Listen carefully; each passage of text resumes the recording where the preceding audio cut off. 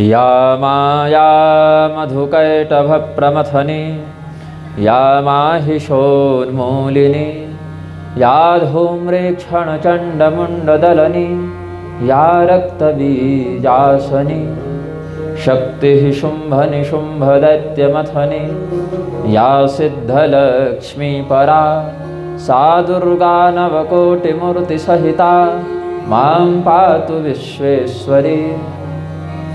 यं शैवासमुपासते शिव इति ब्रह्मेति वेदान्तिनो बौद्धाः बुद्ध इति प्रमाणपटवः करतेति नैयायिकाः अरहं नित्यथ जैनशासनरता कर्मेति मीमांसकाः सोऽयं नो विदधातु वाञ्छितफलं त्रैलोक्यनाथो हरिः। श्रीनाथादिगुरुत्रयं गणपतिं पीठत्रयं भैरवं सिद्धौघं बटुकत्रयं पदयुगं दूतिक्रमं मण्डलं वीरानष्टचतुष्कषष्टिनवकं वीरावलिं पञ्चकं श्रीमन्मालिनिमन्त्रराजसहितं वन्दे गुरोर्मण्डलम्। त्वां विघ्नशत्रुदलनेति च सुन्दरेति भक्तप्रियेति सुखदेति फलप्रदेति विद्याप्रदेत्यघहरेति च ये स्तुवन्ति तेभ्यो गणेशवरदो भव नित्यमेव। करारविन्देन पदारविन्दं मुखारविन्दे विनिवेशयन्तं वटस्य पत्रस्य पुटेशयानं बालं मुकुन्दं मनसा स्मरामि। नमोऽस्तु ते व्यासविशालबुद्धे फुल्लारविन्दायतपत्रनेत्र येन त्वया भारततैलपूर्णे प्रज्वालितो ज्ञानमयः प्रदीपः। ज्ञानस्यास्त्रिधुर्यातां शङ्करं च द्विजोत्तमं शिवशक्तिसमायुक्तौ नमामि पितरौ निजौ। बाह्यान्तरकलामध्ये भाण्डब्रह्माण्डचारिणीं वेश्यतां त्रिगुणातीतां वन्दे निग्रहकारिणीं। नक्षत्रग्रहताराणामधिपो विश्वभावनः तेजसामपि तेजस्वी द्वादशात्मन्नमोऽस्तु ते। नारायणं नमस्कृत्य नरं चैव नरोत्तमं देवीं सरस्वतीं व्यासं ततो जयमुदीरयेत्। प्रेम से बोलिए आनंदकंद भगवान की जय। भगवान नाम संकीर्तन करें। श्री कृष्ण गोविंद हरे मुरारे हे नाथ नारायण वासुदेव। श्री कृष्ण गोविंद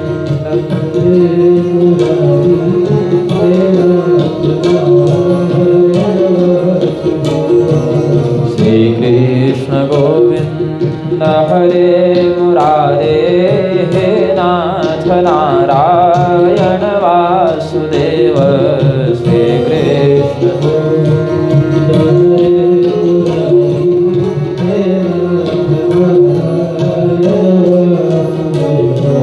श्री कृष्ण गोविंद हरे मुरारे हे नाथ नारायण वासुदेव। श्री कृष्ण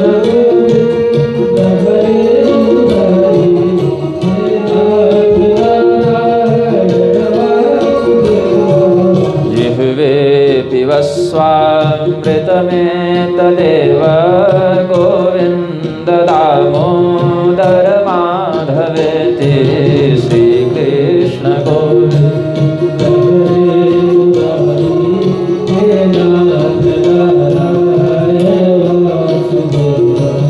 श्री कृष्ण गोविंद हरे मुरारे हे नाथ नारायण वासुदेव। श्री कृष्ण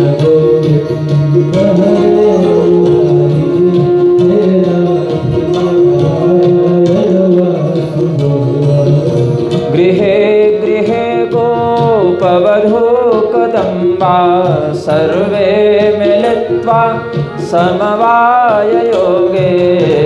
हे गृहे गोपवधू कदम्बा सर्वे मिलित्वा समवाययोगे पुण्यानि नामानि पठन्ति नित्यं गोविन्द दामोदर माधवेति श्रीकृष्ण गोविन्द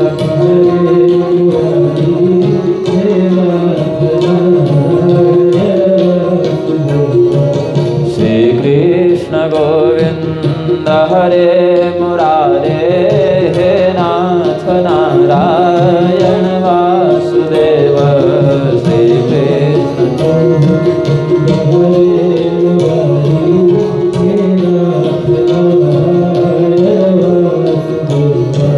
त्वामेव याचे मम देहि जिह्वे समागते दण्डधरे कृतान्ते त्वामेव याचे मम देहि जिह्वे समागते दण्डधरे कृतान्ते वक्तव्यमेव मधुरं सुभक्त्या गोविन्द दामोदर माधवेति श्रीकृष्ण गोविन्द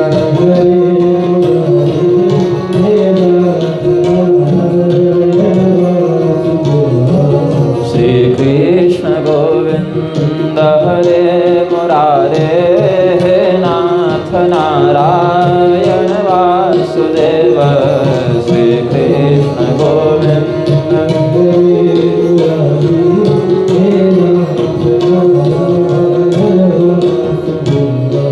हे नाथ नारायण वासुदेव हे नाथ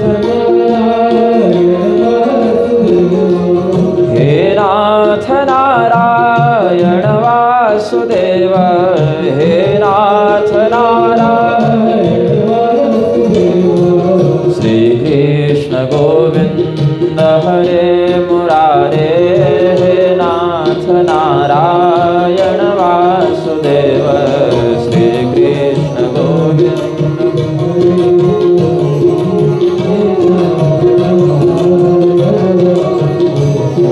हे नाथ नारायण वासुदेव हे नाथ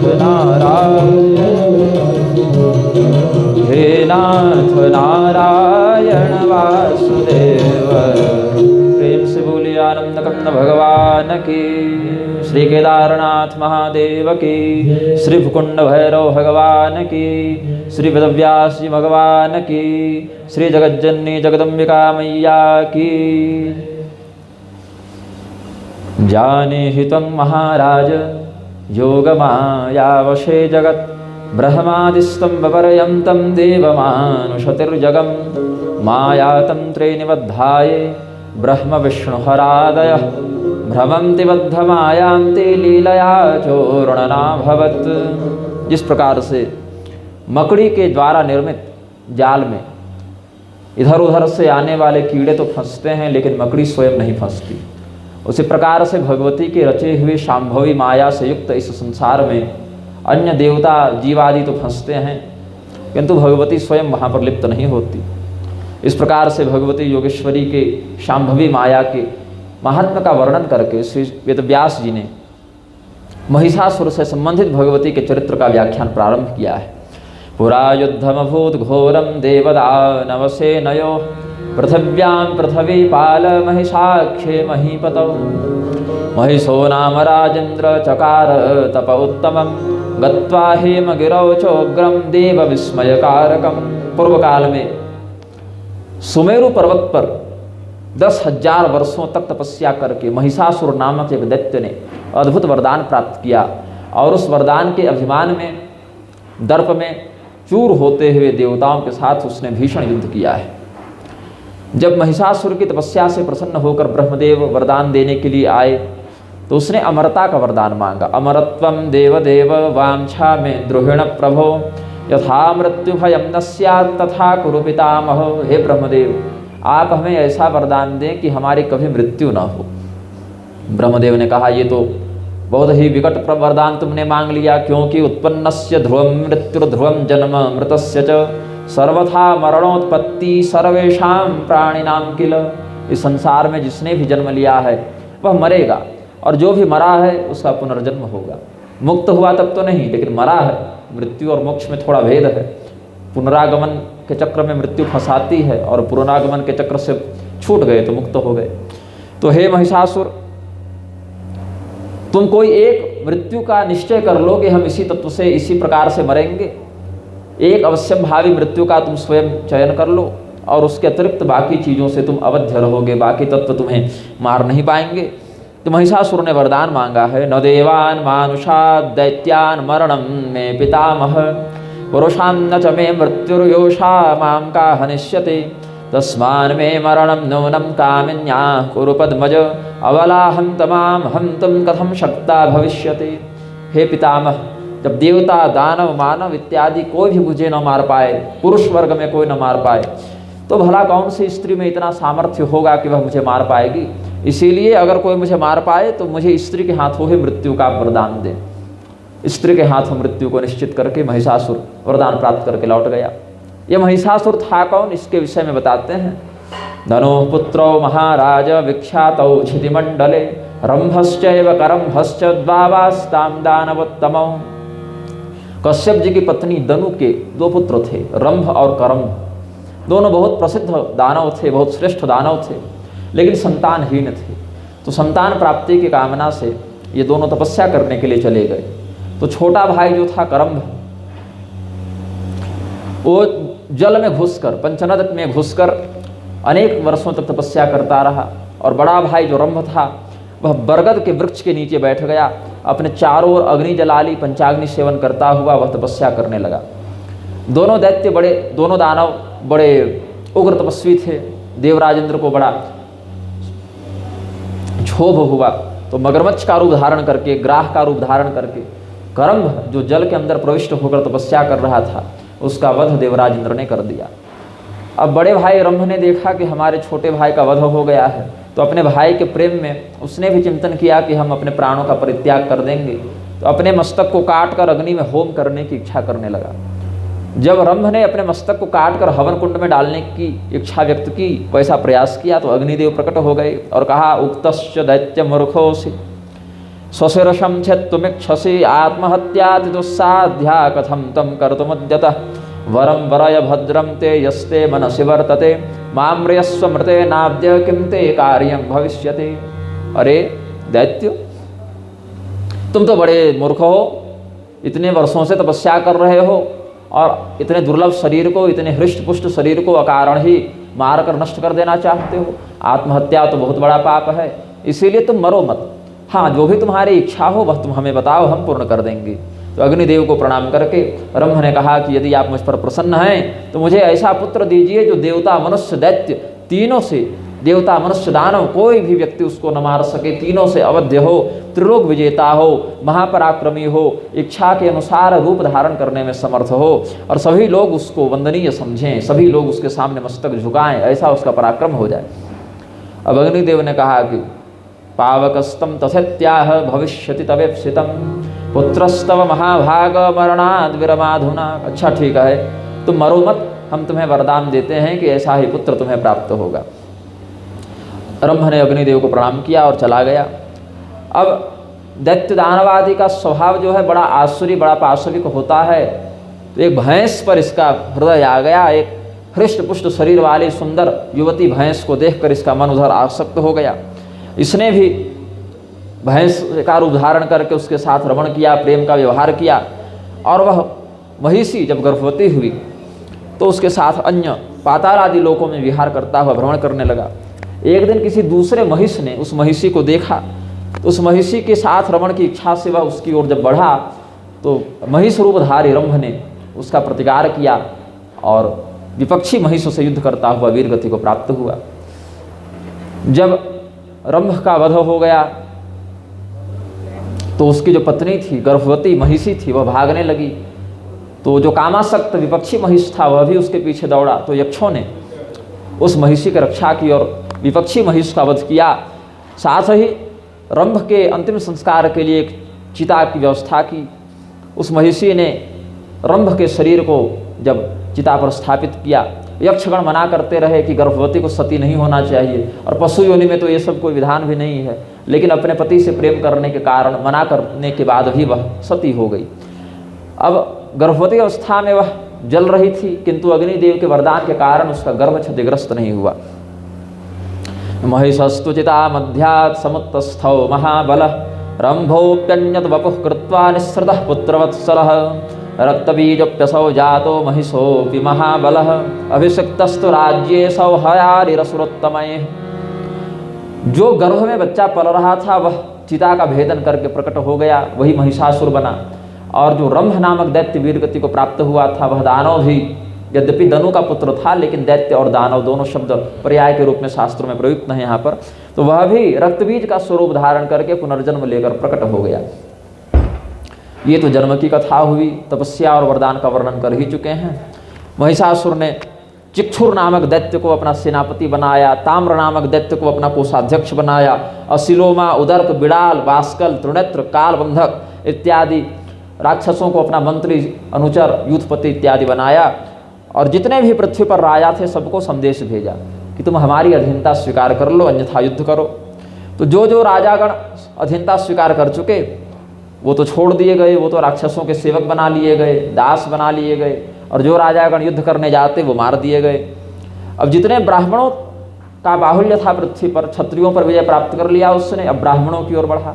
ब्राह्मणों को कहा कि आप लोग यज्ञ इत्यादि करना बंद कर दीजिए, हवन पूजा ध्यान बंद कर दीजिए, और अगर करना ही है तो हमारी पूजा शुरू कर दीजिए, हमारे नाम से आहुति यज्ञ जप करना शुरू कीजिए।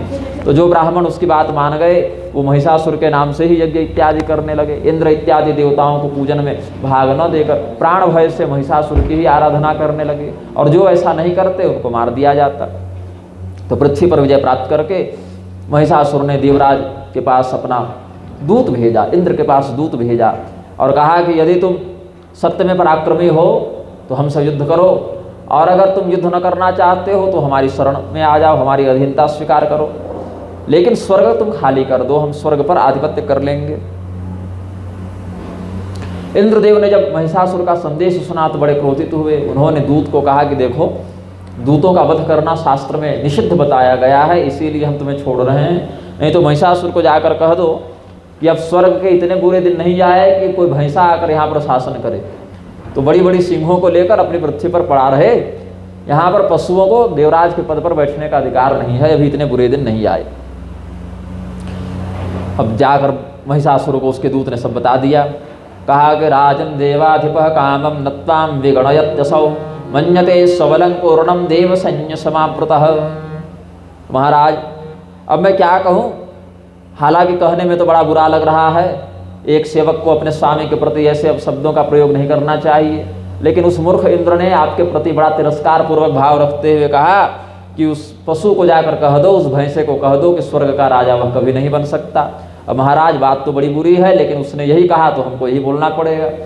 महिषासुर ने कहा कोई बात नहीं, यह इंद्र अवश्य ही अपने मृत्यु को प्राप्त करना चाहता है। आज इंद्र के समान अगर करोड़ों इंद्र भी हमारे पास आ जाएं तो जीवित नहीं बचेंगे। भगवान विष्णु भी अगर उसकी सहायता के लिए आ जाएं, जैसा पूर्व काल में वाराह अवतार धारण करके हिरण्याक्ष का वध किया, नृसिंह अवतार से हिरण्यकशिपु का वध किया, अगर वैसे किसी माया स्वरूप का प्रयोग करके भगवान विष्णु भी आ जाएं, या उनके साथ भगवान शिव भी खड़े हो जाएं, या संपूर्ण देवता भी आ जाएं, तो आज इंद्र को नहीं बचा सकते, क्योंकि मैं अवध्योहम सुरगण रसुरैर मानवस्तथा, देवता मनुष्य राक्षस सबों के द्वारा हम अवध्य हैं, कोई हमारा वध नहीं कर सकता, यह हमें वरदान है। तो शुक्राचार्य जी को बुलाकर बढ़िया यज्ञ किया, स्वस्ति वाचन पुण्याह वाचन कराया, और महिषासुर युद्ध करने के लिए तैयार हो गया। एक और दूत उसने देवताओं के पास भेजा। देवताओं ने फिर से उसके निवेदन को, उसके आदेश को, कहे निवेदन तो था नहीं, आदेश को ठुकरा दिया, मंत्रणा की और कहा कि अब युद्ध करें कि भाग चलें कि संधि कर लें। तीन उपाय है, या तो हाथ मिला लें, या तो भाग जाएं, या तो लड़ें। वो गुप्तचरों को भेजकर देवताओं ने विचार किया कि महिषासुर की सैन्य शक्ति का अनुमान किया जाए, तो देखा कि हमारी सेना तो इसके सामने टिकेगी ही नहीं। फिर भी युद्ध तो करना ही चाहिए, क्योंकि बिना युद्ध किए अगर हार गए तो संसार में कायर कहलाएंगे, और युद्ध करने पर कम से कम विजय होने की संभावना तो रहती ही है। उपक्रम में पता नहीं शायद जीत जाएं। इसीलिए महाराज हमें युद्ध करना चाहिए, ऐसा परामर्श बृहस्पति जी ने इंद्र को दिया। फिर युद्ध प्रारंभ हुआ। युद्ध न रोका जा सकता है, न जीत सकते हैं, न भागने का अवसर है। तो युद्ध के विषय में समर्थन और विरोध दोनों से परे होकर जिस प्रकार का समय हो वैसा कार्य करना चाहिए, ऐसा बृहस्पति जी ने कहा। भगवान इंद्र ने जाकर कैलाश पर्वत में शिव जी से निवेदन किया कि हमारी रक्षा कीजिए। ब्रह्मलोक में जाकर ब्रह्मा जी से निवेदन किया। वैकुंठ में जाकर विष्णु भगवान से निवेदन किया। तो तीनों बड़े बड़े देवता अपने अपने वाहनों पर बैठकर देवराज इंद्र की सहायता के लिए आए। देवराज इंद्र ने अपने वज्र के प्रहार से हजारों हजार दानवों का वध करना प्रारंभ किया। महिषासुर की सेना का संहार करना प्रारंभ किया। इंद्र के पुत्र जयंत ने भी बहुत से राक्षसों का वध किया। जितने बड़े बड़े देवता थे, इंद्र, अग्नि, वरुण, चंद्रमा, कुबेर, वायु, अग्नि इत्यादि सभी देवता और बड़े बड़े अन्य भी, त्रिदेव इत्यादि भी महिषासुर की सेना के साथ युद्ध करने लगे। अंत में जब कोई देवता महिषासुर के सामने खड़ा न रह सका, तब भगवान विष्णु और भगवान शिव दोनों सामने आए। भगवान विष्णु ने अपने सुदर्शन चक्र का प्रयोग किया, भगवान महादेव ने अपने त्रिशूल का प्रयोग किया। लेकिन महिषासुर चूंकि वरदान मांग चुका था कि स्त्री के हाथ से ही मरेंगे, इसीलिए त्रिशूल और चक्र लगने पर बेहोश तो हो जाता, लेकिन मरता नहीं था, प्राण उसके छूटते नहीं थे। अंत में भगवान ने चिंतन किया कि यह तो हमारे द्वारा मारा नहीं जाएगा, इसको ऐसा ही वरदान है। तो सभी ब्रह्मा, विष्णु, महेश अपने अपने लोक को लौट गए और बाकी देवता जान बचाकर इधर उधर भाग गए। भगवान ने चिंतन किया कि ऐसे तो देवताओं का संहार हो जाएगा, धर्म की व्यवस्था नष्ट हो जाएगी। तो ब्रह्मदेव के साथ उन्होंने विचार किया कि हे ब्रह्मदेव, आपने तो ऐसा वरदान ही दे रखा है कि इसको कोई स्त्री ही मार पाएगी, और हम सबों की पत्नियों में ऐसा कौशल नहीं है कि लड़कर महिषासुर को मार सकें। लक्ष्मी देवी भी युद्ध के लिए प्रसिद्ध नहीं है, भगवती पार्वती भी युद्ध के लिए प्रसिद्ध नहीं है, सरस्वती भी युद्ध के लिए प्रसिद्ध नहीं है, इंद्राणी भी युद्ध के लिए प्रसिद्ध नहीं है। तो हैं तो सभी देवियाँ, स्त्रियाँ तो बहुत हैं देवताओं के यहाँ, किंतु युद्ध में कोई विशारद हो ऐसी स्त्री हमारे पास नहीं है। तो हम सभी देवता मिलकर अपनी अपनी शक्ति को सम्मिश्रित करके एक युद्ध में कुशल स्त्री की रचना करते हैं, उसको प्रकट करते हैं। तो ऐसा चिंतन कर ही रहे थे। इत्युक्तवती देवेशे ब्रह्मणो वदनात् ततः स्वयमेवोद्भवो तेजो राशिश्चातीव दुस्सह। अत्यंत दुस्सह तेजो राशि वहाँ से निकली। ब्रह्मदेव के श्रीमुख से लाल रंग की राशि निकली और फिर ब्रह्मा जी के बाद भगवान विष्णु और भगवान शिव के शरीर से भी बड़ी सुंदर असह्य तेज राशि निकली, तेजो राशि निकली। और धीरे धीरे सभी देवताओं के शरीर से उनकी शक्ति का अंश निकलने लगा और एक स्वरूप का उसने, सगुणाकार का उसने विग्रह धारण किया है। त्रिगुणासा महालक्ष्मी सर्वदेव शरीरजा अष्टादश भुजा रम्या त्रिवर्णा विश्वमोहिनी। जो मध्यम चरित्र है महिषासुर वध परक, उसकी अधिष्ठात्री महालक्ष्मी बताई गई हैं। तो ये महालक्ष्मी भगवती जो हैं 18 भुजाओं से युक्त थीं, त्रिवर्णा थीं, त्रिगुणात्मिका थीं, विश्व को मोहित करने वाली थीं। इनके 3 वर्ण कौन है? तो श्वेत रंग का, गोरे रंग का तो इनका शरीर है, काले काले इनके नेत्र हैं और लाल लाल इनके होठ हैं। यही 3 रंगों से भगवती को यहाँ पर युक्त बताया गया है। 18 भुजाओं वाली वह भगवती देखते देखते हजारों भुजाओं से युक्त हो गई और अलग अलग देवताओं के अंश से अलग अलग अंगों का निर्माण हुआ था। जिस प्रकार से एक ही नाटक करने वाला अभिनेता अलग अलग मेकअप कर ले तो अलग अलग स्वरूपों को धारण करता है, वैसे एक ही भगवती अलग अलग स्वरूपों को नाना समय में धारण करती रहती हैं, किंतु स्वयं अलग अलग स्वरूपों को धारण करते हुए भी अजन्मा ही रहती हैं। उनको यह नहीं कह सकते कि जन्म ले रही हैं और मर रही हैं, बस समयानुसार स्वयं को प्रकट करती हैं और स्वयं को छिपा लेती हैं। तो सभी देवताओं ने मिलकर उनको वस्त्र, आभूषण, आयुधादि से सुसज्जित किया, पुरस्कृत किया। नमः शिवाय कल्याण्यै शान्त्यै पुष्ट्यै नमो नमः, भगवत्यै नमो दिव्यै रुद्राण्यै सततं नमः। भगवती की बड़ी सुंदर स्तुति की है सभी देवताओं ने मिलकर। और भगवती ने कहा कि आप सभी देवता निर्भय हो जाएं, महिषासुर के आतंक से जो आपका हृदय कंपित हो रहा था, अब उस आतंक का परित्याग कर दें। और भगवती बड़े उच्च स्वर में हंसने लगी। जहाँ साती व सुस्वरम, इतने जोर से उच्च स्वर से अट्टहास वह करने लगी कि सभी दानवों के पास वह ध्वनि पहुंची। दानव लोग बड़े आतंकित हुए कि इतना विकराल अट्टहास किसने किया है, और देवता लोग जय घोष करने लगे। तो इतना जय पाहित देवास्ता मूचुः परमहर्षिता, हे भगवती आपकी जय हो, आप हमारी रक्षा करें। ऐसा जब जय घोष करने लगे देवतागण, तो राक्षसों ने चिंतन किया कि देवताओं में इतने हर्ष का संचार कैसे हो रहा है, ये देवतागण जो हैं इतने प्रसन्न कैसे हो रहे हैं, इनके बल को बढ़ाने वाला कौन सा व्यक्ति आ गया है। तो इस शब्द का पता लगाने के लिए राक्षसों को भेजा गया। राक्षसों ने भगवती को देखा और भगवती के स्वरूप का आकर वर्णन किया। तो महिषासुर भगवती की सुंदरता को सुनकर मोहित हो गया और कहा कि ऐसा करो, जाकर उस स्त्री को हमारे पास लेकर आओ, जैसे भी आए, समझाने से आ जाए, प्रलोभन देने से आ जाए, धमकाने से आ जाए, लेकिन वह स्त्री आ जाए हमारे पास और हम उसका उपभोग करें, हम उससे विवाह करें, ऐसा चिंतन किया। तो जब महिषासुर के प्रधानमंत्री ने जाकर भगवती से यह बात कही तो भगवती मुस्कुराई और कही कि देखो, तुमने बड़े प्रेम से हमसे बात की है, इसीलिए हम तुम्हें भस्म नहीं कर रहे हैं, नहीं तो जितना घृणित प्रस्ताव तुम हमारे पास लेकर आए हो हम यही भस्म कर देते। इसीलिए हम तुम्हें छोड़ रहे हैं, क्योंकि तुमने बड़े प्रेम से, बड़ी विनम्रता से हमसे बात किया है। लेकिन उस पापी से जाकर कह देना, महिषासुर से जाकर कह देना कि थोड़ी भी अगर जीवित रहने की इच्छा हो तो जाकर पाताल में छिप जाओ, और अगर पृथ्वी पर दिखाई दिए, युद्ध करने के लिए आ गए, तो हम तुम्हें अपने तीखे बाणों से मारेंगे और तुम सदैव के लिए भूमि पर सो जाओगे, निष्प्राण हो जाओगे, तुम्हारे प्राण का हम हरण कर लेंगे। और रही बात मेरी, हम न कोई स्त्री है, न कोई पुरुष हैं, न कोई देवता है, न कोई मनुष्य है, न कोई राक्षस हैं। वो तो ब्रह्मा जी ने वरदान दिया है तुम्हारे राजा को कि स्त्री ही इसको मारेगी, इसीलिए अभी हम स्त्री के रूप में आ गए हैं। ऐसे भगवती जो है, परमात्मा तो, परब्रह्म तो कोई आकृति पर, लिंग पर, नाम पर, रूप पर आश्रित नहीं है। तो कर्तव्यम वचनम धातुस्तेना हम त्वामुपागता स्त्री रूपमतुलम कृत्वा सत्यम हंतुम कृतागसम। ब्रह्मदेव के वचन को सार्थक करने के लिए हम अभी स्त्री रूप में आ गए हैं।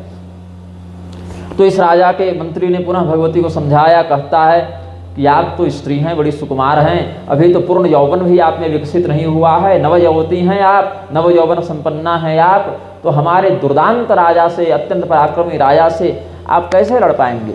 बताइए। आप मालती के फूल के समान कोमल हैं और हमारे महाराज हाथी के समान पराक्रमी हैं। तो जिस प्रकार से हाथी को मालती का पुष्प मर्दन करने में कोई परिश्रम नहीं करना पड़ता, वैसे हमारे राजा को भी आप का वध करने में कोई परिश्रम नहीं करना पड़ेगा। हमारे स्वामी आप पर मोहित हैं, आपको त्रिलोकी की रानी बनाने के लिए तैयार हैं, उनका संपूर्ण राज्य और धन आपका है, इसीलिए आप महिषासुर के प्रेम प्रस्ताव को स्वीकार कर लें। देवी ने कहा कि देखो, जैसा तुम्हारा राजा है पशु, वैसे ही पशु बुद्धि से तुम युक्त हो। तो जैसा है राजा मूर्ख, वैसा मंत्री भी मूर्ख है। हमने एक ही बार कह दिया तो भी तुम्हें समझ में नहीं आता। पशु बुद्धि स्वभावोसी वचना तव सांप्रतम। तुम्हारा राजा पशु है और तुम पशु बुद्धि से युक्त हो। उभयो सदृशो योग कृतो यम विधिना किल। ये बढ़िया राजा मंत्री का योग्य जोड़ जो है वो ब्रह्मा जी ने बना दिया है। अब तुमने जो कहा कि तुम स्त्री हो, सुकुमारी हो, कैसे लड़ोगे, तो तुम चिंतन करो, हम स्त्री दिख रहे हैं लेकिन हम स्त्री हैं नहीं। तो हम जितना स्त्री हैं उतना ही पुरुष भी हैं, और जितना पुरुष हैं उतना स्त्री भी हैं। ये स्त्री और पुरुष बन जाना हमारी इच्छा का खेल है। तुम्हारा स्वामी बड़ा मूर्ख है। कोई भी वीर व्यक्ति मरेगा तो दूसरे वीर से मरना चाहता है, उससे उसकी प्रशंसा होती है, सम्मान में वृद्धि होती है। अब कोई बहुत बड़ा पहलवान है और रास्ते में चलता हुआ फिसल कर गिर के मर जाए तो उसकी क्या प्रसन्नता, क्या महानता। वो तो युद्ध में वीरगति या विजय दोनों को प्राप्त करे तो उसकी प्रसन्नता है, उसकी महानता है, उसकी प्रशंसा है। तो वीर रस का थोड़ा भी जानकार तुम्हारा राजा नहीं। अगर होता तो कहता किसी वीर के हाथों हम मरे, लेकिन कहता है कि स्त्री के द्वारा मरे। कामिन्या मरणम क्लीब रतिदम दुखदम। यह तो संभव ही नहीं कि किसी स्त्री के हाथ मारा जाकर वह स्वयं को वीर कहेगा। तो जब दैव प्रतिकूल हो जाता है, प्रारब्ध प्रतिकूल होता है, तो एक तिनका भी वज्र के समान कठोर प्रतीत होता है। और अगर समय अनुकूल हो तो किसी पर वज्र का भी प्रहार करो तो वह तिनके के समान उसे झेल जाता है।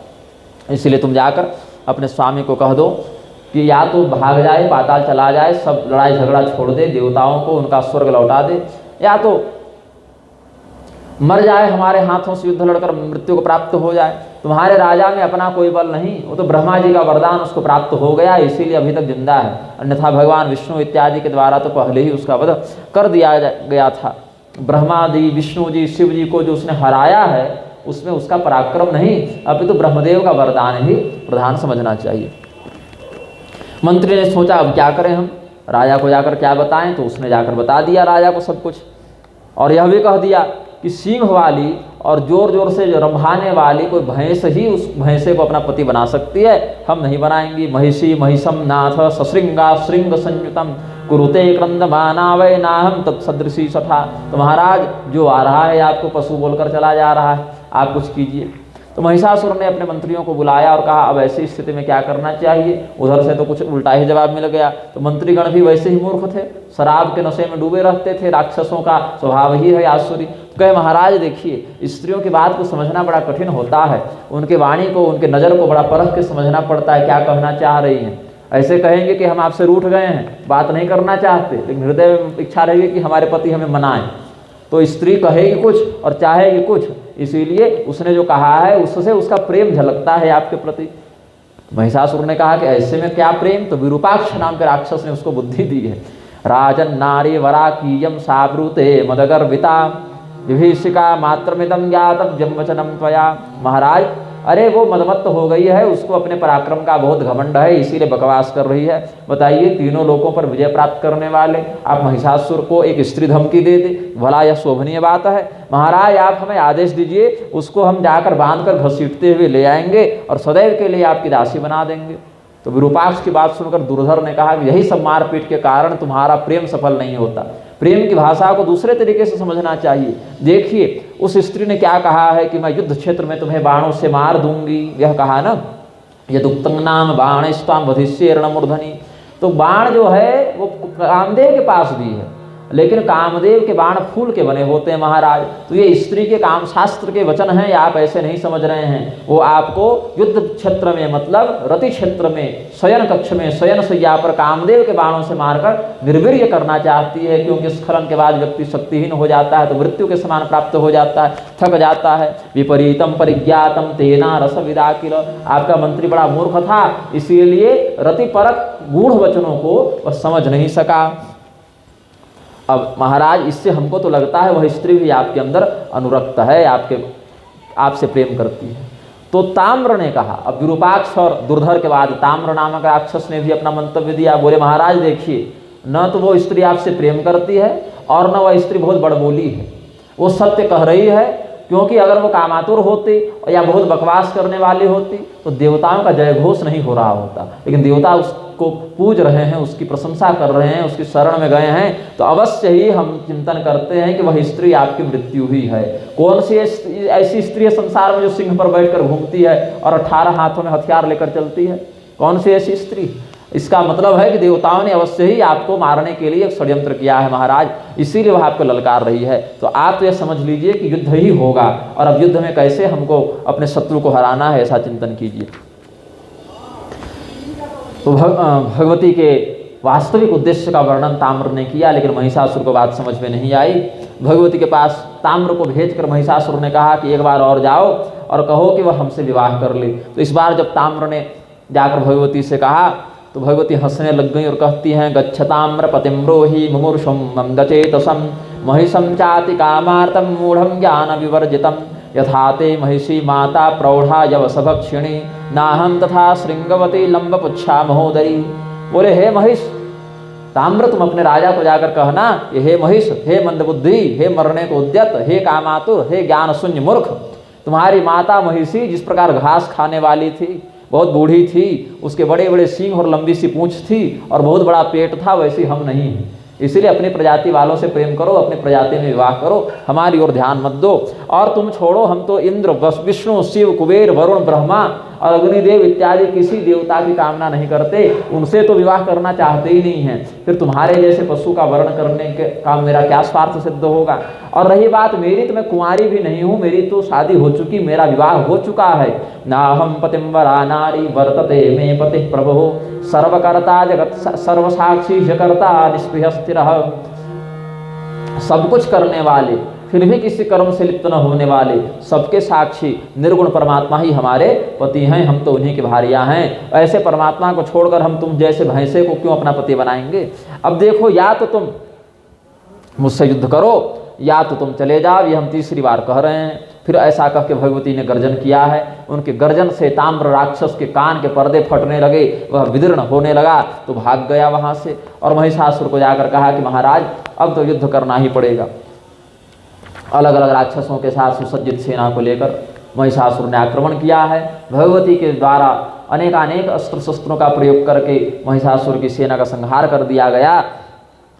और अंत में महिषासुर ने जब भगवती के पास प्रस्थान किया है, भगवती को उसने मंदोदरी नामक एक स्त्री की कथा बताई। ये दूसरी मंदोदरी है, रावण वाली नहीं।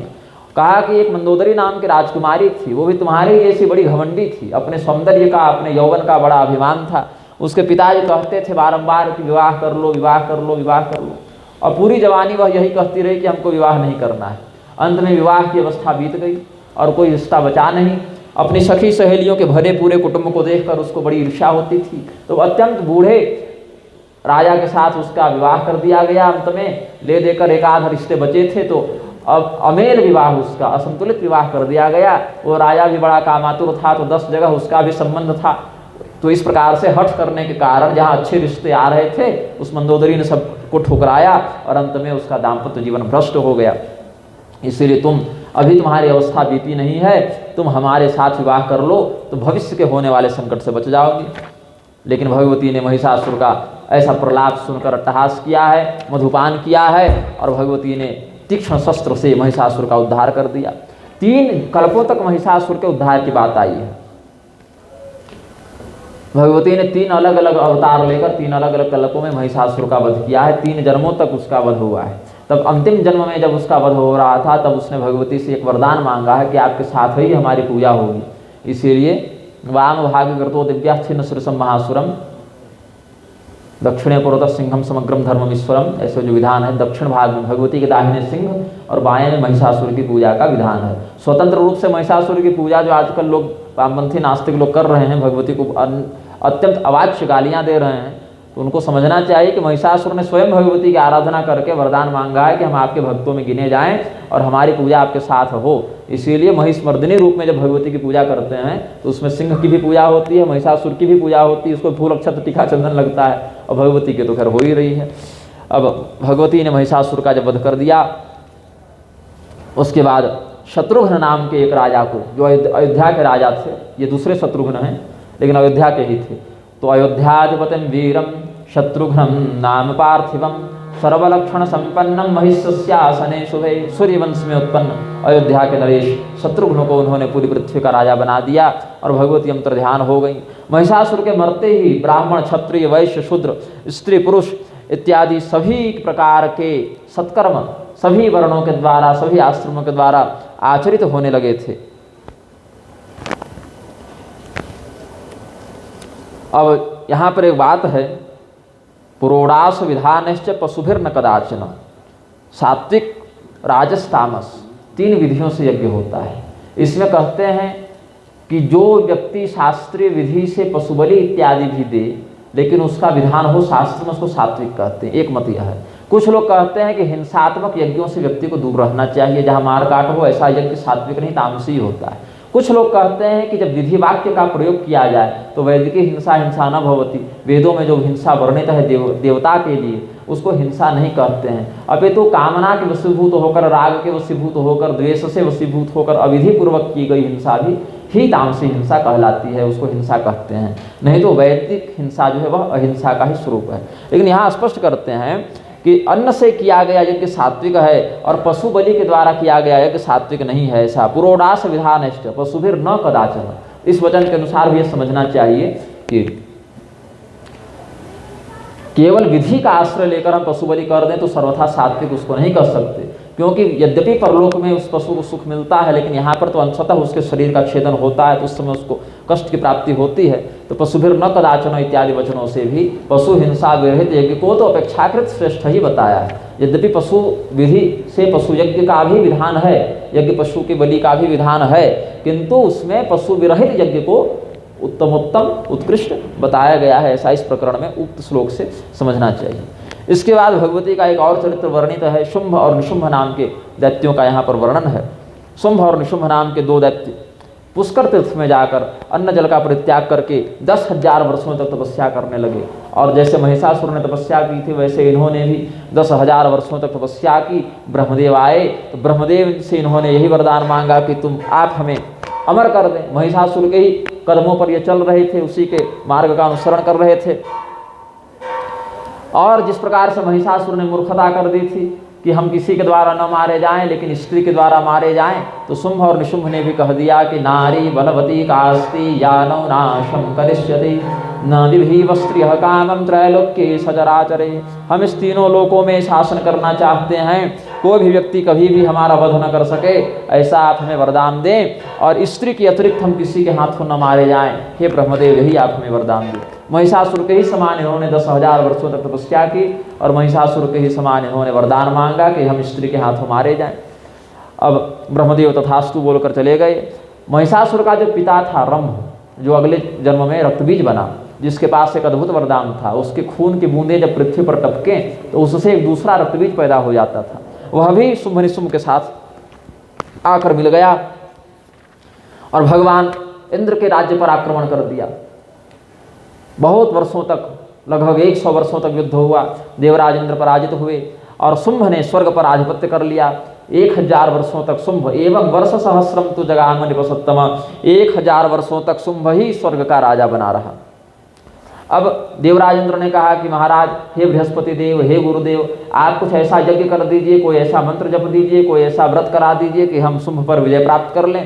तो बृहस्पति जी ने कहा कि हे देवराज, जितने भी मंत्र हैं उनका कोई न कोई देवता है, और वो सारे के सारे देवता पहले से शुंभ निशुंभ के हाथों पराजित हो चुके हैं, और मंत्र का जो भी व्यक्ति जप करता है उसको वरदान देने तो आप ही देवगण जाते हैं। आप देवगण जब स्वयं परेशान हैं, स्वयं पीड़ित हैं, तो किस मंत्र का प्रयोग हम कर दें, क्योंकि मंत्र के देवता ही जब पीड़ित हैं तो कौन सा मंत्र काम करेगा। अब एक ही उपाय है हमारे पास। पूर्व काल में जब भगवती ने महिषासुर का वध किया था तो एक वरदान दिया था, आपदं नाशयिष्यामि संस्मृता वा सदैव हि यदा यदा वो देवेशा आपदो दैव संभवाः प्रभवन्ति तदा कामं स्मर्तव्याहं सुरैः सदा स्मृताहं नाशयिष्यामि युष्माकं परमापदः।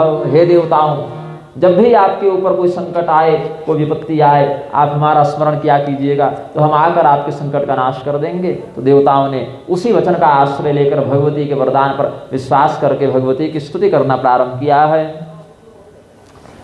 यदा स्वरूपः करोषि कार्यं सुराणां च तेभ्यो नमामोऽद्य शान्त्यै क्षमायोग निद्रादया त्वं विवक्षा स्थिता सर्वभूतेषु षष्ठैः स्वरूपैः कृतं कार्यमादौ त्वया यत्सुराणां हतोऽसौ महारिर्मदान्धो हयारि दया ते सदा सर्वदेवेषु देवी प्रसिद्धा पुराणेषु वेदेषु गीता।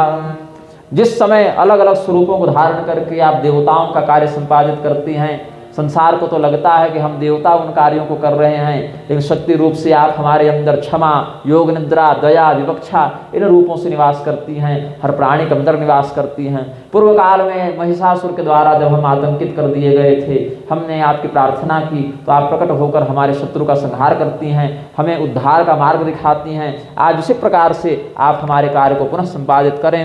अजः सृष्टिकर्ता मुकुंदो वितायम् हरो नाशकृत वै पुराणे प्रसिद्ध न किं तत्प्रसूतास्त्रयस्ते युगादौ त्वमेवासि सर्वस्य तेनैव माता त्रिभिस्त्वं पुराराधिता देवी दत्ता त्वया शक्तिरुग्रा च तेभ्यः समग्रा त्वया संयुतास्ते प्रकुर्वन्ति कामं जगत्पालनोत्पत्ति संहारमेव। संसार में, वेदों में, पुराणों में भगवान ब्रह्मदेव को सृष्टिकर्ता बताते हैं, विष्णु भगवान को पालन करता बताते हैं, भगवान महादेव संहारकर्ता के रूप में प्रसिद्ध हैं। लेकिन युग के प्रारंभ में जब आप ही थी, ये त्रिदेव नहीं थे, तो इन त्रिदेवों को उत्पन्न करना, इनको शक्ति से युक्त करना, इनको अपने कर्तव्य का बोध कराना, ये सब तो आप ही का कार्य था। इसीलिए पूर्व काल में जब इन त्रिदेवों ने आपकी आराधना की, तो आपने जब इनको अपनी शक्ति प्रदान की, तब जाकर सृष्टि का सृजन करना, सृष्टि का पालन करना और सृष्टि का संहार करना, इन क्रियाओं में ये शक्ति संलग्न होकर प्रवृत्त हुए हैं। ते किं न मंदमतयो यतयो विमूढास्तां येन विश्वजननीं समुपाश्रयन्ति विद्यां परां सकलकामफलप्रदां तां मुक्तिप्रदां विबुधवृन्दसुवन्दितां गृहम्। जब सन्यासी लोग सभी देवताओं की आराधना करते हैं तो वे भूल जाते हैं कि सभी देवता तो आपकी आराधना करते हैं। तो बाकी देवताओं से अलग अलग अपनी इच्छाओं की पूर्ति करने के लिए, समस्त वांछित फल प्रदान करने के लिए, मुक्तिदान के लिए जो भी तपस्या करते हैं, यज्ञ करते हैं, जप करते हैं, वो तो मूर्ख ही हैं, क्योंकि सब तो एकत्र आपके पास ही मिल सकता है, तो आपकी ही आराधना क्यों न की जाए। ये वैष्णवाः पाशुपताश्च सौरा दम्भास्त एव प्रतिभान्ति नूनम् ध्यायन्ति न त्वां कमलां च लज्जां कान्तिं स्थितिं कीर्तिमथापि पुष्टिम्। अब यहाँ पर एक बड़ा ही विवादास्पद श्लोक है कि जो भगवान शिव की आराधना करते हैं, जो भगवान सूर्य की आराधना करते हैं, जो भगवान विष्णु की आराधना करते हैं, वो दम्भी होते हैं। अब कुछ लोग ऐसा अर्थ लगाते हैं, क्यों? ऐसा नहीं, भगवान विष्णु की आराधना करने के बाद भी बहुत से लोग शक्ति निंदा में तत्पर देखे गए हैं, शिव भक्ति करने के बाद भी बहुत से लोग शक्ति निंदा में तत्पर देखे गए हैं, सूर्योपासना करने के बाद भी बहुत से लोग शक्ति निंदा में तत्पर देखे गए हैं। लेकिन भगवान विष्णु के साथ, शिव के साथ, सूर्यदेव के साथ जो कमला शक्ति, लज्जा शक्ति, शांति, कीर्ति, स्थिति, पुष्टि इत्यादि शक्तियाँ विद्यमान हैं, उन शक्तियों में आपकी ही तो प्रतिभासिता हो रही है। इसीलिए अन्य देवताओं की आराधना करने के बाद भी जो आपका ध्यान नहीं करते, आपकी अवहेलना करते हैं, ऐसे लोग दम्भी हैं, ऐसा समझना चाहिए। हरिहरादिभिरप्यथ सेविता त्वमिह देववरैरसुरैस्तथा भुवि भजन्ति नयैर्पधियो नरा जननि ते विधिना खलु वञ्चिता जलधिजा पदपङ्कजरञ्जनं जतुरसेन करोति हरिः स्वयं त्रिनयनोऽपि धराधरजाङ्घ्रिपं गजपरागनिषेवण तत्परः। सभी विश्व के देवता असुर मिलकर भगवान महादेव, भगवान विष्णु की आराधना करते हैं, और वो भगवान विष्णु और भगवान महादेव आपका चिंतन करते हैं, आपका जप करते हैं, आपकी आराधना करते हैं। आपने लक्ष्मी रूप से भगवान विष्णु के पास जो अपनी उपस्थिति की है, पार्वती रूप से भगवान शिव के साथ आप युक्त हैं, भगवान शिव ही भगवती पार्वती के चरणों की सेवा करते हैं, भगवान विष्णु भगवती लक्ष्मी के चरणों में आलता लगाते हैं, महावर लगाते हैं, उनका सत्कार करते हैं। तो इसी प्रकार से भगवती के अलग अलग श्लोकों से स्तुति करके देवताओं ने उनसे अपने प्राणों की रक्षा का निवेदन किया। तो भगवती ने गंगा देवी में स्नान करने की इच्छा से एक सुंदर सा स्वरूप धारण किया है। अंबिका भगवती प्रकट हुई हैं, गंगा स्नान के लिए जा रही थी, तो वहाँ पर देवताओं से उन्होंने पूछा कि आप लोग खड़े होकर क्या बातें कर रहे हैं, क्या स्तुति कर रहे हैं, किसकी पूजा कर रहे हैं। तो देवताओं ने कहा, भगवती हम तो आपकी ही आराधना करते हैं, आपकी उपासना करते हैं। शुंभ और निशुंभ नाम के दो बड़े क्रूर, बड़े पापी दैत्य हैं, जिन्होंने हमारे राज्य पर आक्रमण किया है, संपूर्ण स्वर्ग पर आधिपत्य कर लिया है और हमें बड़ा प्रताड़ित करते रहते हैं। पूर्व काल में आपने हमें आश्वासन दिया था कि आप हमारी रक्षा करेंगे, इसीलिए आप हमारे पक्ष से धर्म की रक्षा करने के निमित्त चंड मुंड रक्तबीज इत्यादि से युक्त उन शुंभ निशुंभ दैत्यों का वध करें। ऐसा जब देवताओं ने निवेदन किया, भगवती के श्री विग्रह से कौशिकी देवी का प्राकट्य हुआ है, वहाँ से कालिका देवी का भी प्राकट्य वर्णित है। चंड मुंड के मुख से देवी के अद्भुत सौंदर्य का वर्णन सुनकर शुंभ ने सुग्रीव नाम के एक राक्षस को अपना दूत बनाकर भेजा, भगवती के पास प्रणय निवेदन प्रस्तुत किया है, उनको अपनी पुत्री बनाने का दुर्भाव व्यक्त किया है। लेकिन भगवती ने जब अस्वीकार कर दिया तो भगवती के कठोर उत्तर को सुनकर क्रोधित हुए शुंभ ने धूम्रलोचन नामक राक्षस को भेजा। भगवती ने धूम्रलोचन का संहार किया। हुंकार मात्र से, लड़े भी नहीं, हुंकार मात्र से शापित करते हुए भगवती ने धूम्रलोचन का वध किया है। बाद में चंड और मुंड को भेजा गया, भगवती कालिका ने उनका संहार किया है। फिर रक्तबीज को भेजा गया, भगवती कालिका ने उसका भी भक्षण कर लिया। इस प्रकार से क्रमशः अपने संपूर्ण सैन्य बल को पराजित होता हुआ देखकर शुंभ और निशुंभ स्वयं युद्ध के लिए प्रस्तुत हुए, जिसमें निशुंभ का पहले वध हुआ और बाद में शुंभ का वध हुआ। भगवती ने अपने अलग अलग स्वरूपों को वहाँ प्रकट किया है, ब्राह्मी, वैष्णवी, रौद्री, कौमारी, नारसिंही, वाराही, चामुंडा, शिवदूती इत्यादि अलग अलग विभूतियों को भगवती ने प्रकट किया। तो एक साथ सबों से लड़ी हैं, अलग अलग रूप बनाकर भी लड़ी हैं और एकत्रीकृत रूप में भी भगवती ने सबों से युद्ध किया है और शुंभ निशुंभ का भी उद्धार किया है। इसी घटना से संबंधित एक प्रकरण है राजा सुरथ और समाधि नामक वैश्य का। स्वारोचिष मन्वंतर में सुरथ नाम के राजा हुए थे, चैत्र वंश में उत्पन्न हुए थे, पूरी पृथ्वी के सम्राट थे। किंतु कोला विध्वंसी समुदाय के कुछ शत्रुओं ने उन पर आक्रमण किया, राजा को पराजित किया। तो अपने प्राणों को बचाने के लिए राजा ने वन में जाकर शरण ग्रहण की है, जहाँ पर मेधा ऋषि अथवा सुमेधा दोनों नाम आए हैं। सुमेधा अथवा मेधा ऋषि के आश्रम में राजा सुरथ गए। बड़े चिंतित थे राजा कि हमारे खजाने का क्या हुआ होगा, हमारी प्रजा का क्या हुआ होगा, हमारे मंत्रियों का क्या हुआ होगा, हमारे हाथी घोड़े कैसे होंगे, हमारे सेवकगण कैसे होंगे।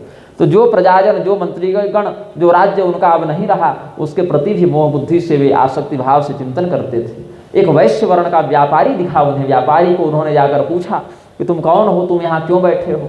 उसने कहा कि प्रभु, हम समाधि नाम के वैश्य हैं, हमारे घर परिवार वालों ने, बाल बच्चों ने, पत्नी ने हमें घर से निकाल दिया है। बोले तो किस बात की चिंता है तुम्हें?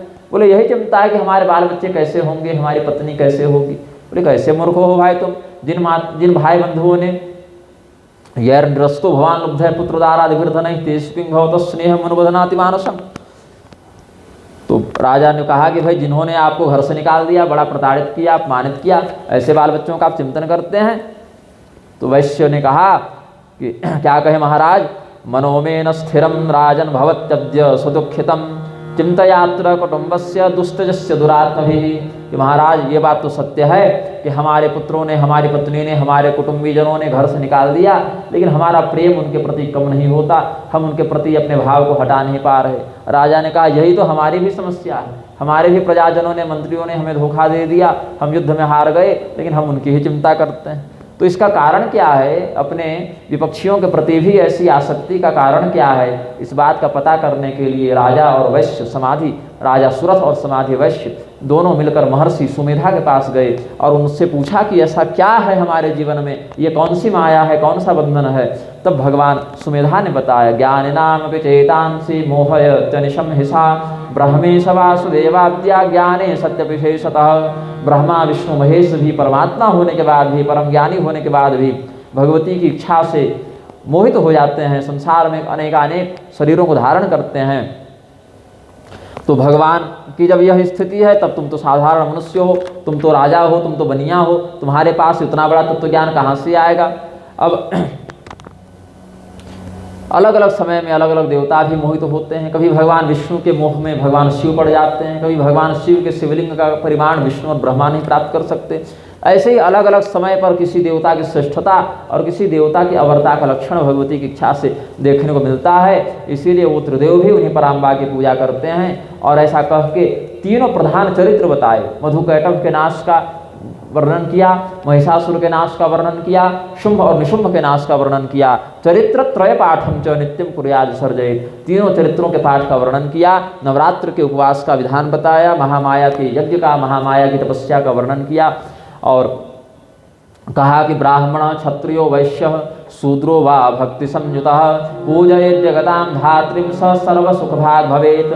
ब्राह्मण, क्षत्रिय, वैश्य और शूद्र कोई भी भक्ति परायण होकर भगवती जगदम्बिका की पूजा करता है तो हर प्रकार के सुख का वह भागी हो जाता है। ऐसा चिंतन करके अलग अलग सकाम कृत्यों के अनुसार फल भेद से, क्रिया भेद से, द्रव्य भेद से भगवती के नवरात्र का वर्णन किया है। सुरथ और समाधि नामक दोनों साधकों ने, दोनों भक्तों ने सुमेधा ऋषि के बताए विधान से भगवती की आराधना की और उन्हीं के आश्रम के कुछ दूर जाकर नवार्ण मंत्र का प्रयोग करते हुए भगवती का ध्यान करने लगे और भगवती का दुर्गा पाठ करते हुए, तीनों चरित्रों का पाठ करते हुए, चंडी पाठ करते हुए 1 महीना बिताया। तो 1 महीने का जो उन्होंने पाठ किया उससे उनके चित्त में बड़ी निर्मलता का उदय हुआ। तो क्या करते? और कोई काम नहीं करते, बस सुबह सुबह उठते और जाकर पहले अपने गुरु जी को प्रणाम करते, सुमेधा ऋषि को, और वापस आकर अपने आसन पर बैठकर केवल जप करते, पाठ करते, जप करते, पाठ करते। ऐसा 1 वर्ष बीत गया। 1 वर्ष तक केवल फल खाकर ये लोग रहे। फिर दूसरा वर्ष चला तो केवल पत्ते खाकर रहे। तो दूसरे वर्ष में इनको भगवती ने सपने में दर्शन दिया और तीसरे वर्ष में इन्होंने पत्ता भी खाना छोड़ दिया। तीसरे वर्ष में इन्होंने जल पीकर रहना प्रारंभ किया। तो 3 वर्ष होने के बाद भी जब भगवती ने दर्शन नहीं दिया तब इन्होंने सोचा कि हम अपना शरीर ही छोड़ देंगे। तो एक अग्निकुंड बनाया और राजा सुरथ और समाधि वैश्य दोनों ने अपना शरीर काट कर हवन करना प्रारंभ किया। तो भगवती को बड़ा कष्ट हुआ, भाई कि हमारे भक्त इतनी कठिन तपस्या क्यों कर रहे हैं। तो प्रकट हुई और कहीं कि क्या चाहते हो, हमसे वरदान मांग लो। तो राजा सुरथ ने कहा कि हमारे सभी शत्रुओं का नाश हो जाए और हमें जो राज्य था छीन लिया गया शत्रुओं के द्वारा वह पुनः प्राप्त हो जाए। भगवती ने कहा चलो ठीक है, हमने तुम्हें तुम्हारा राज्य दे दिया। तो तुम्हारे सभी शत्रु आपस में ही लड़के मर जाएंगे और तुम्हारे मंत्री स्वयं आकर तुम्हारी शरण में अपना मस्तक झुकाएंगे और 10,000 वर्षों तक तुम युवा रह के स्वस्थ रह के अपने राज्य का पालन करोगे। और इतना ही नहीं, अगला जन्म जब तुम्हारा होगा तो तुम मनुष्य के यहाँ नहीं देवता के यहाँ जाओगे, सूर्य देव के पुत्र सावरणी बनोगे और 30 करोड़ 84 लाख वर्षों तक, एक मनवंतर तक तुम मनु के पद पर बैठोगे। तो अभी राजा सुरथ सूर्यलोक में हैं, सावरणी नाम से उनका पुनर्जन्म वर्णित है। जब ये मनवंतर बीतेगा तब अगले मनवंतर में सावरणी मनु बनेंगे और राजा बलि देवराज इंद्र के पद पर बैठेंगे। फिर उस वैश्य ने कहा कि भगवती, हमको कोई मतलब नहीं है ये राज्य और घर से, हमको तो पहले ही घर वालों ने घर से निकाल दिया, तो घर से निकलने के लिए तो बड़ा परिश्रम करना पड़ता है। वो तो बड़ी कृपा है हमारे घर वालों की कि हमें पहले ही लात मार के निकाल दिया, तो हमें घर में वापस नहीं जाना, हमें बस आप अपना दिव्य ज्ञान प्रदान करें, उस ज्ञान का आश्रय लेकर हम मुक्त हो जाएं, इस संसार सागर से छूट जाएं। भगवती ने कहा चलो ठीक है, बहुत बढ़िया बात मांगे हो, वैश्यवर्य तव ज्ञानम भविष्यति न संशय। हे समाधि, आपका जो भाव है, आपका जो सत्संकल्प है वह पूर्ण होगा, आपको परमात्मा तत्व का ज्ञान हो जाएगा। इस प्रकार से हम पंचम स्कंध के व्याख्यान को पूर्ण करते हैं। आज बड़ी ठंड है, हवा बह रही है, गले में कोई जलन हो रही है बोलते बोलते, तो शेष कथाओं पर हम कल चिंतन करेंगे। नहीं, थोड़ी ज़्यादा छिल गया है ना, हवाएं चलती हैं, तो थोड़ा भगवान नाम संकीर्तन कराइए।